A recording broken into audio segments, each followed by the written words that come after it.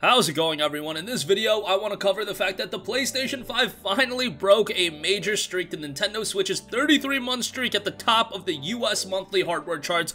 We'll take a look at that. Also, rumblings of a brand new Splinter Cell game being in production. It's not a spin-off, and it looks to be one that is going to be a mainline entry and a game to win back the trust of those of you that were not big fans of the mobile offerings.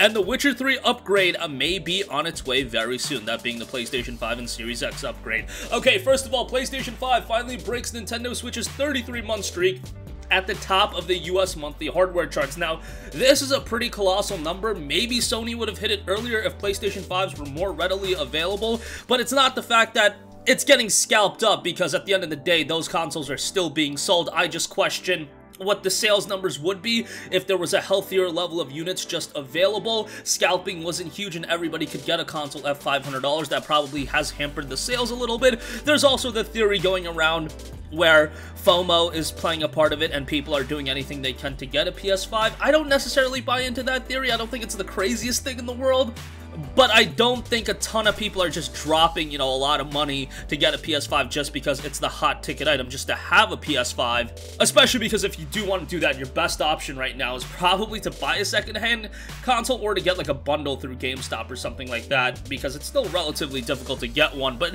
it is possible. As it shows, I mean, it broke the Nintendo Switch's 33-month streak. That is according to the NPD Group. As noted by IGN, the PlayStation 5 has finally come out on top of the Nintendo handheld to become the best-selling hardware platform across the US in September, selling the most units and making the most money. I mean, what you're seeing here is that gaming in general, I just feel like, is at a very healthy period. Like, I don't remember the last time where video games were this in. Everybody is talking about them, at least a healthy number of people.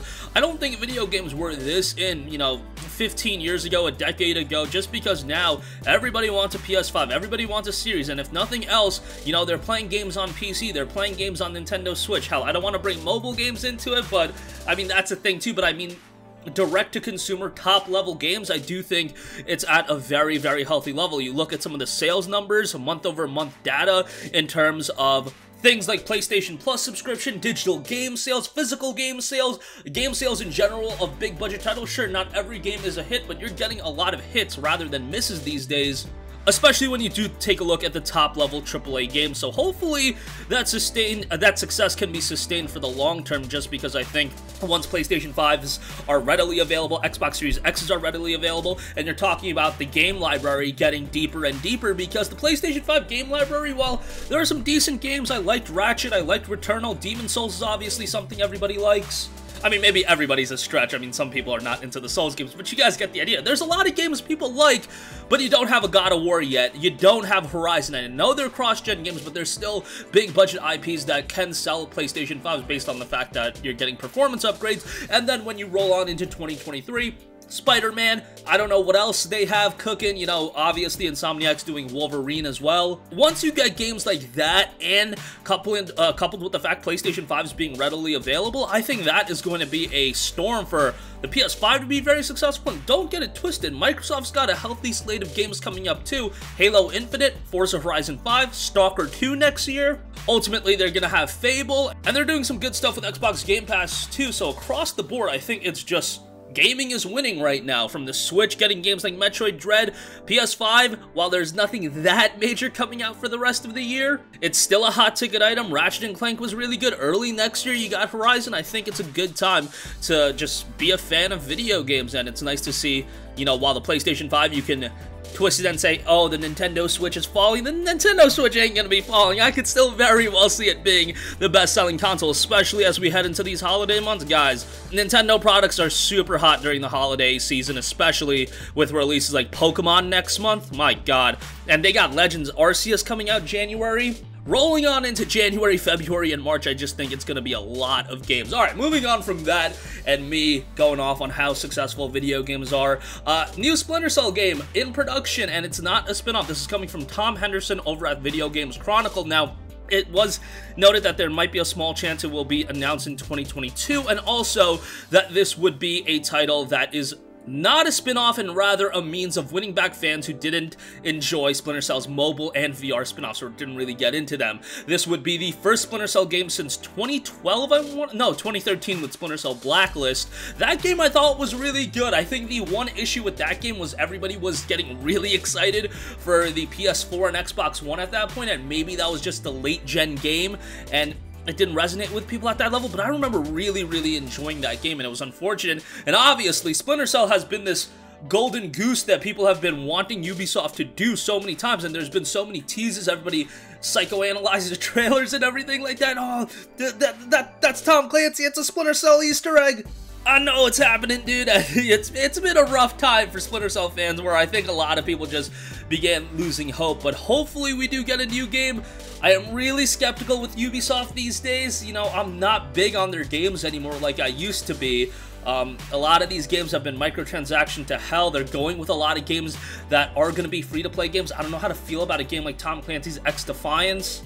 It's just that I'm not saying what Ubisoft's doing is wrong. It's just it seems like they're doing things, a lot of things that aren't necessarily catering towards me, which again, that doesn't mean they're wrong. It's just, you know, going after the free-to-play shooter market, free-to-play battle royale. I'm sure they're trying to get over on that. But nevertheless, we'll see how that turns out. Lastly, I do want to note The Witcher 3 Wild Hunt Complete Edition, that is the PS5 release of the game, has received a PEGI age rating in Europe. Generally speaking, when a game gets a age rating, that means the game might be right around the corner. CD Projekt Red did note that this game was going to be coming in 2021. Obviously, they're hard at work on Cyberpunk 2077 as well, fixing up that game. Witcher 3 at this point, if you haven't played it on PS4, I would say hold off and wait for the PS5 version because that's going to be a significant upgrade. I played the game on a high-end PC, and that game is tremendous on a high-end PC, and I'm sure the PlayStation 5 is going to be able to run it very smoothly. You're talking higher frame rates, better visuals, higher resolution. That's going to be really good. So, you know, and it's a fantastic game. You're going to get the DLC, and I believe it's a free upgrade as well. Game's on sale right now, so if you do want to pick it up, you can pick it up right now, and then down the line, when that upgrade comes out, you can play it then. Or even if you do want to play it on the PS4, by all means play it on the PS4 and maybe revisit it on the PS5 as well. It's just an excellent game, one of my favorite single-player RPGs ever. I often say it's like one of the perfect single-player games just from every standpoint. Story, gameplay, visuals, world, content, it's all at an incredibly high level. Now, obviously, the listing does note a date of October 19th, but obviously that's also not going to be happening. We'll see. Hopefully it's out by the end of the year, and yeah, if it is, definitely good reason to either revisit the game or play it for the first time. But that's going to do it for me. Again, PlayStation 5 breaking a major sales milestone, topping the Nintendo Switch and ending the 33-month streak. I wouldn't expect the PS5 streak to last long. I really think Switch is going to take it back in November. Who knows, October might be a back and forth, but I think November Switch is taking it back home. Splinter Cell game, a new one reportedly in production. We'll see about that. We'll see how that turns out. And hopefully Witcher 3 gets its upgrade pretty soon. That's going to do it for me. Sound off with all of your thoughts in the comments section down below. Thank you for watching and goodbye. Hey guys, we hope you enjoyed the video, and if you did, make sure to hit the subscribe button, and if you're already subscribed, do us a favor and hit the bell icon. This way you'll be notified whenever we post a new video. That's the best way to keep up with all of our uploads, and we usually try to upload 2 videos a day. And with the bell icon hit, you'll be notified whenever we do upload a video. As always, thanks for watching.